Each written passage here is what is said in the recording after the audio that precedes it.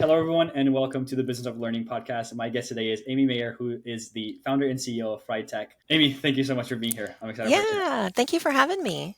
Well, tell everyone a little bit more about FriEd Tech and what you guys are all about. So, we try to make learning fun for educators. We focus on K-12, although we do at times educate nonprofits, colleges, universities, businesses. But our main focus is always K-12. We care a lot about the context of education, and we are all former K-12 educators at FriEd Tech. And we are subcontractors for large companies. So we work with Google, Adobe, a lot of companies that most people probably haven't heard of unless they're in this sector. Mm, Newzella, for example, is one of our big partners. And lots and lots of other companies, and we create materials for them. We provide professional development to educators on their behalf. hmm Sometimes that's a part of marketing campaigns. Sometimes it is an agreement that is in place, as a part of a purchase, hmm and we're providing that end user professional development. And then we also work directly with school districts and government entities. Where they purchase our services and then we provide those services. And we also hmm have an online school that a lot of times teachers purchase independently to get their continuing education credits. In hmm some states, those are required. And then sometimes teachers are actually able to get like a pay rise through taking those courses with us. Interesting. And tell me a little bit more about the origin story of the company. How did it come to be, and what's so unique about you guys as opposed to maybe some other companies that deliver similar things? Yeah, we are really unique. I think there aren't many companies who do what we do, and only what we do. So most of our fellow partners, those fellow partners are owned by hardware companies a lot of times. Mm-hmm. And we are independent of a hardware company. So we can work across all different fields, and we can work with those hardware companies without providing a conflict of interest for them. So that's a thing from a business perspective that makes us unique. But we're also unique in our approach. We we really pay a lot of attention to our end user satisfaction. So we achieve 4.7 out of 5 end user overall satisfaction with our learning experiences. And in education, professional development is not something people are like, oh, thank goodness we get to go to professional development today. Like, it's going to Yeah. be so great. People are usually like, why are you wasting my time? This is Yeah. awful. So we're really proud of that because we don't just ask the decision makers what they think of what we provided. We hmm really go straight to the teachers and say, hmm did this make you a better teacher? Are you changing your practices because of what you learned in this session? And teachers are absolutely crazy about what we do. They love learning with us. We hear from educational decision makers all the time who say, a teacher came into my office today and asked to attend professional development with you. And I just like, I can't even believe this. I can't believe this person wants to go to professional development. hmm And I'm just like stunned. What are you doing? Mm. So we really try to make everything very engaging and fun for teachers. We want what we do to be a model for what they do in their classrooms with their students. That's so awesome. What are some of you got to be very curious. What are some of the pieces of feedback that the teachers are usually giving to you guys about what you do and what's so great and the things that they really really love? Yeah, well, one of the most flattering pieces of feedback that we ever got was from a teacher in Jefferson Parish, Louisiana. And we had only worked with her online. And that's a tough format for learning about technology because if you're not already confident, like you have to do a lot of technology stuff to even like get to the learning experience. hmm And she didn't consider herself a technology, type person. mm And she said that we had inspired her and that she wanted her own classroom to feel like the classroom that she engaged in with us. And that's mm one of the most flattering things that people can ever say. A lot of times people will tell us that they had been to other learning experiences that were supposed to address what they were mm learning with us, and then they felt like they had learned so much more with us than they had in those other experiences. Another thing people have said to me quite a few times that I really love to hear is that they had learned something about not just the technology, but how to convey things, because mm we try to use really powerful teaching strategies that are engaging for learners. And they say, I can I do that in my classroom? Can I use that strategy with my own students? Like I'm just Hmm. thinking about this in a different way. It's not really just about what you've taught me.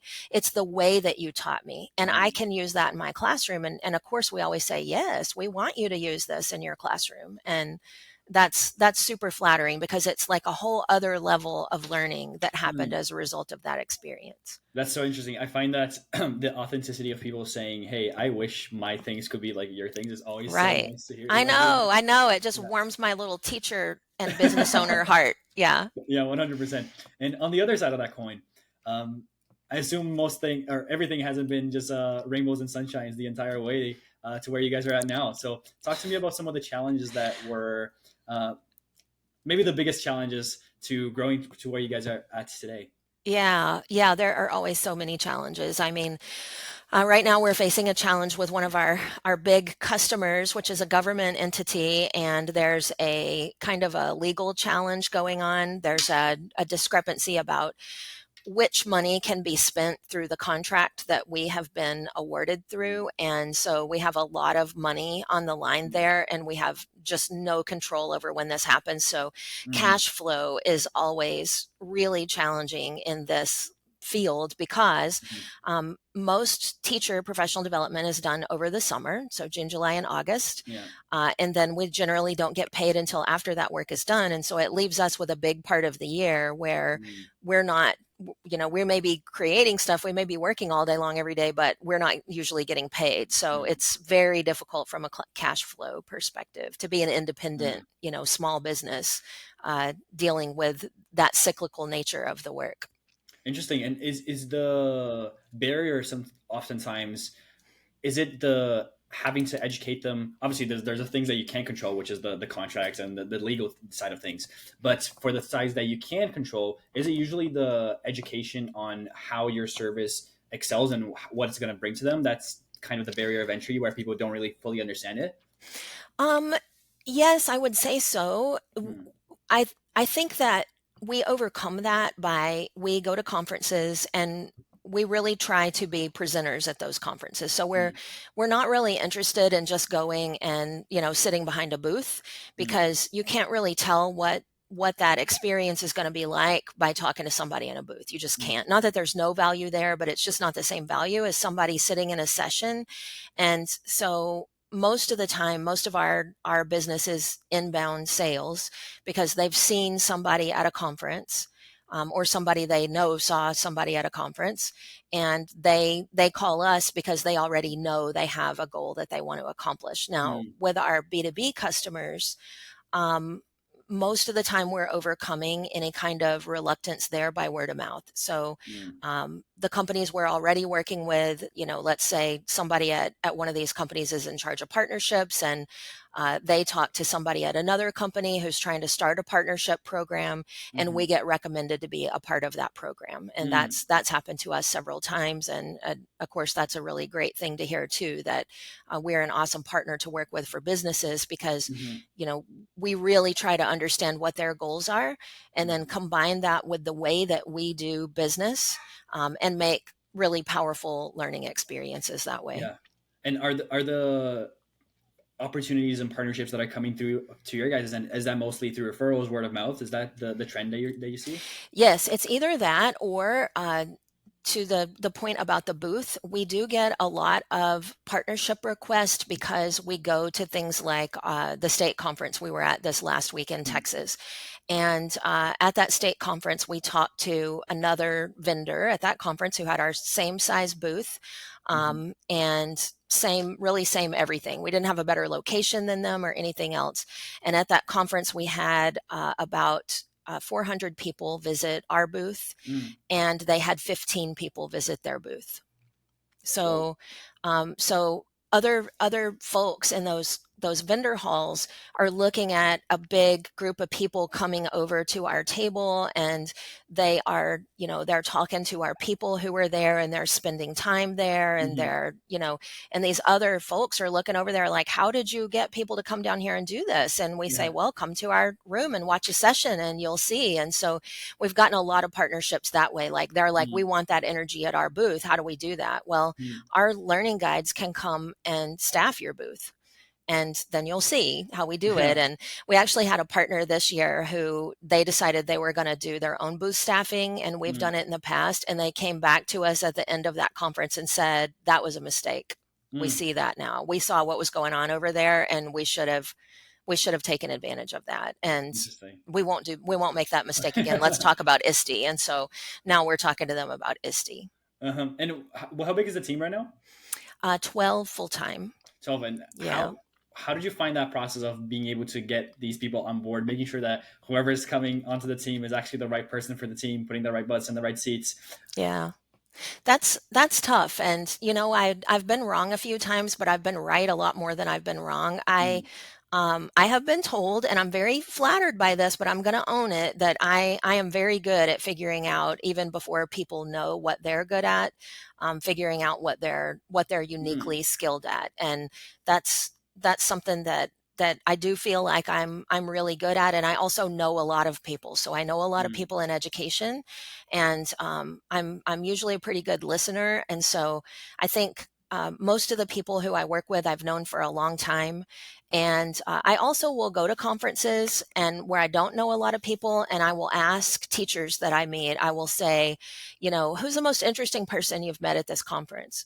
What's the mm, best presentation you've been to, and why? Why was it so great? And yeah. so when I hear somebody's name over and over again, I try to go meet that person and Mm, and say, wow, I've just heard these glowing things about you. And hmm try to start getting to know them, and try to figure out, is there anything I have of value to offer them? And Yeah. how to just stay connected to those extraordinary people. And it's served me very well. Yeah, I think leading with value is something that people often lack. It's always like Yeah. take, take, take. What can I take from this Right. amazing individual that has so much knowledge that I can Yes. learn? And yeah, people I think often forget. So I like that you mentioned that. Do you think that there are any specific things that you're looking for or that you're identifying in these possible candidates for a position? Like, is there maybe a trait or what's that feeling that takes over you to like, huh, I know this person is good at this thing before they even know that? How does that Yeah. happen? I'll tell you, it's a big, huge thing for me. And if somebody doesn't have it, it's an immediate no for me. And Mm, that is humility. So mm, these folks who I hire are all they are the very best in the business. So what are they going to do when a teacher who is really excited about something they just learned comes up to them after a session and says, "Hey, I want to show you this thing that I also know." mm, Is that person going to say, of course I know that. I'm a Google certified trainer, or I do this every day all day long. Like, yeah. duh, of course I know that. Or are they going to say, "Thank you so much for showing me that. That is so cool." Mm-hmm. And notice when I said that, I didn't say I didn't already know that. Mm, I just I acknowledge that person. I'm humble enough to say to them, "Thank you for that." And mm, I tell everybody that when they come to work here. Never be that person who kills that teacher's dream by mm, saying, "I already knew that. Of course I already knew that." You never want to be that person. You mm, always want to be that cheerleader. And you don't have to be the person who knows everything. You don't have to be. You're on the stage. You have the microphone. yeah. They're already listening to you. So be humble enough to learn something new in Mm, every experience. Or if you don't learn something new, let that person have that feeling of sharing with you. And yeah. if they can do that, if I see them doing that, I watch how they interact with other people, then I know they're a potential for our team, because anybody can learn the technologies if they're inclined to do that, if it's of Yeah. interest to them. But it's hard for somebody who doesn't have their kind of their ego in check, Mm, to fake that. It comes through in their energy and their interactions with people. Other people feel that, mm, and none of us like it. None of us want to yeah. be in a conversation with that person who is condescending, or who is not welcoming to us. And Mm-hmm. so that is the number one quality that I look for in every single Mm, person. And if it's not there, no other quality will matter. that's so interesting. I've heard many other traits like drive, hunger, all these things, but I haven't heard No. humility yet. So I really like that. What are some of the things that you wish you knew before you started on this entire journey, Amy? Maybe Oh something my that gosh. some of the lessons along the way are like, oh, if only I could have done this thing differently. Oh Or my gosh, a million things. some... I'll tell you that I have only recently understood. I had several people for various reasons leave the company, and Mm, a couple of these people were highly organized people. They really excelled in organizations, creating systems and structures. mm, Um, and unfortunately, we had not integrated their systems and structures widely enough. And when they left, those systems and structures fell apart. mm, So, what I would tell my past self, 5 years ago, 10 years ago, is get a COO in place who is really strong at systems and structures. If that's not your thing and you're the founder and you're the CEO and that that's not a skill set you possess, get that person in place, get those things really solid. And the thing I really hate about telling you this is that I have been given this advice mm, and I didn't take it because I thought our systems and structures were good. I didn't realize how much they were residing inside people who could leave. mm, And that would be my advice to my past self, is when somebody tells you something like that, you need to listen and take action. Don't assume because everything's going well now. Like, try to mm, picture in your mind what happens if your COO leaves. Does that system and structure go with her? Which is what happened in my case. And we're really struggling to kind of get back in a position we were already in 6 months ago, or I thought we were already in. We're struggling with those systems and structures now to make mm. something that's more permanent and sustainable. Yeah, that's interesting. I was having a similar conversation with someone. I don't know if it was a conversation where I heard it somewhere. I might have heard it on a podcast, where it's oftentimes we have these unteachable lessons where like we know it and like we get it, and it's like, yeah, I know it.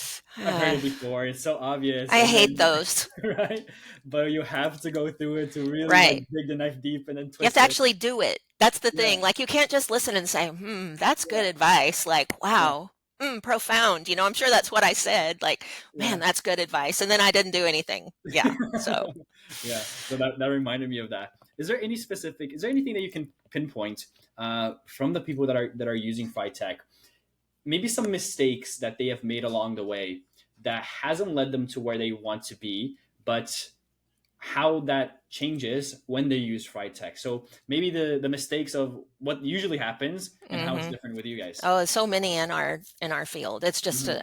abound. So I'll talk about school districts and then B2B.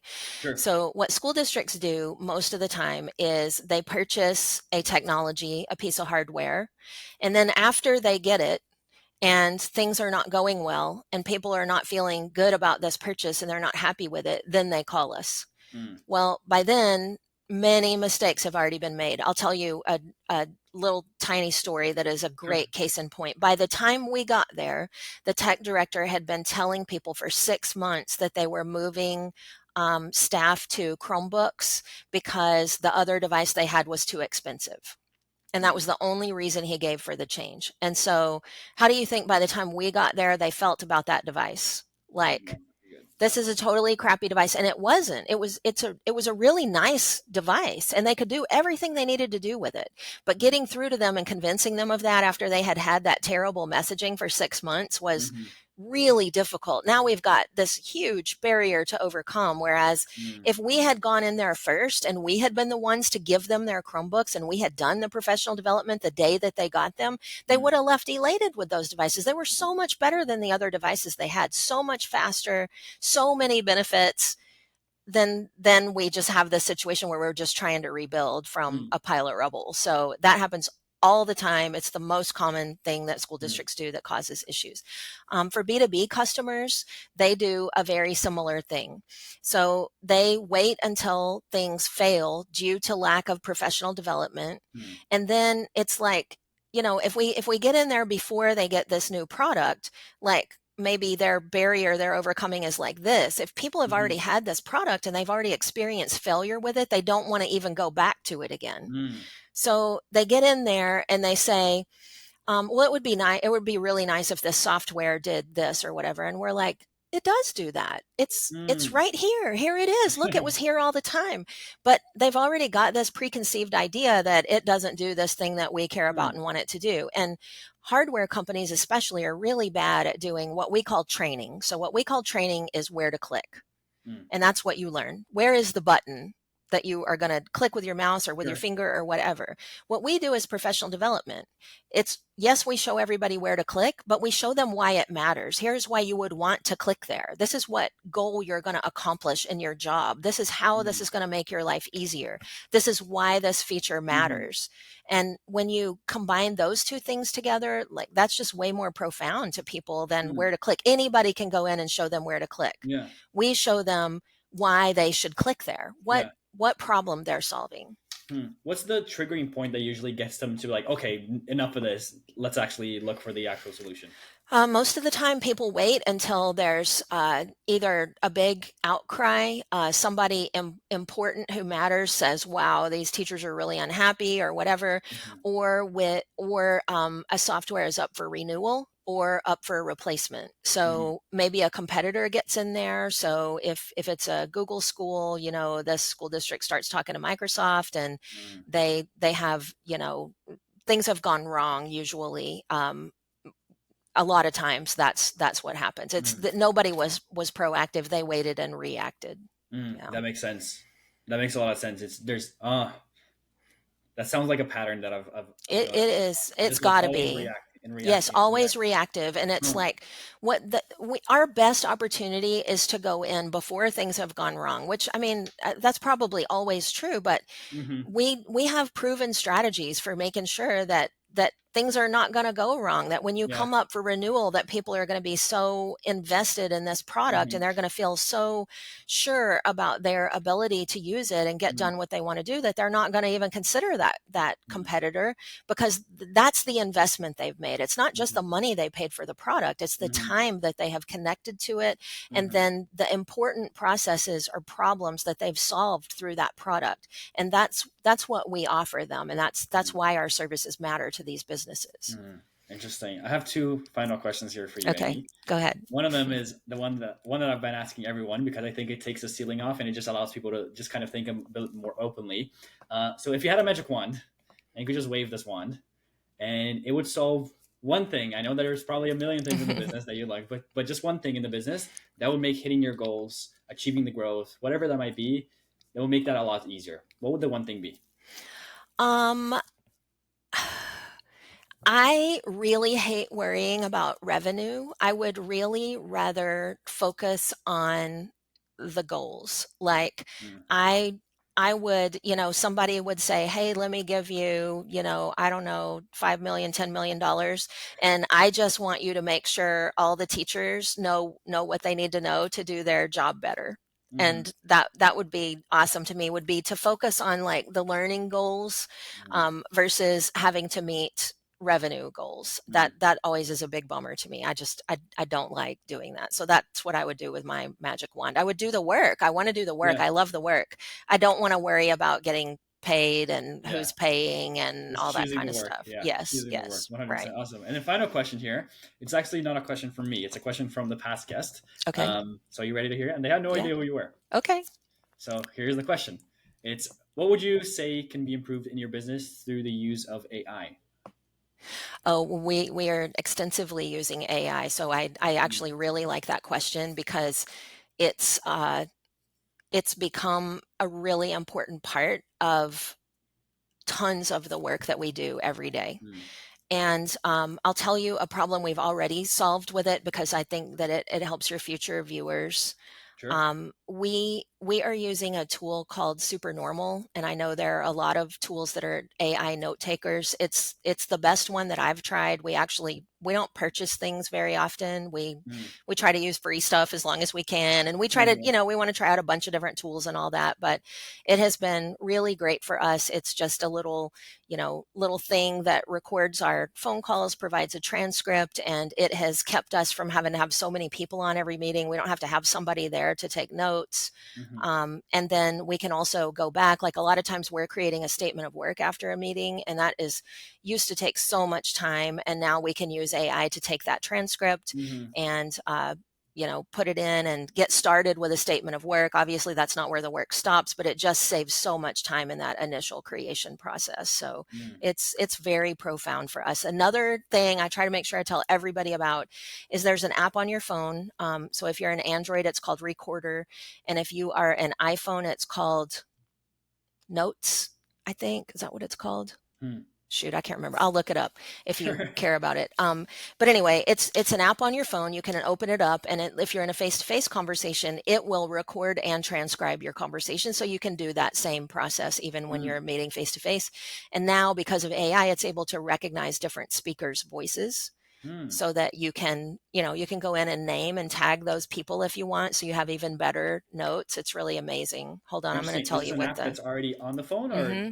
Oh, Yes. quite Um, interesting. it's a native app. You can remove them from your phone. I had somebody I was working Uh, with yesterday who had removed hers, but it's a native app to Interesting. iPhone or Android if you have not removed it.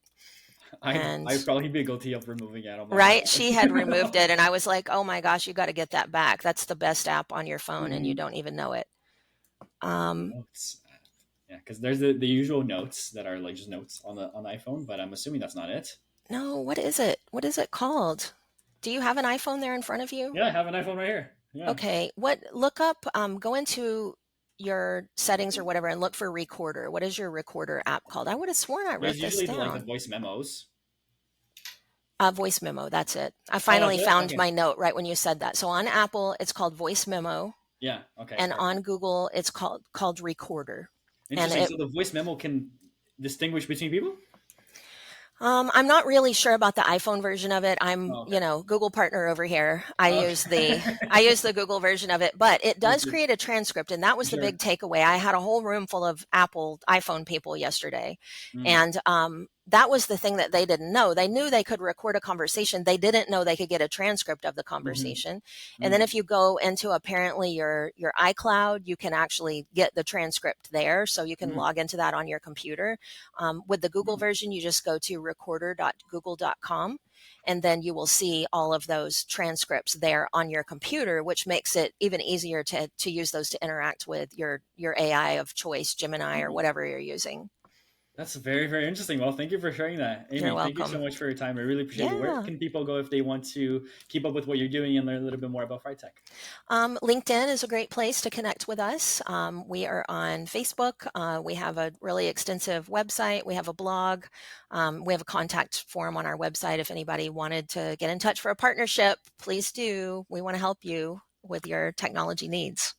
Awesome. Amy, thank you so much for your time. Thank you, Joelle. Nice to meet you. Lovely meeting you as well.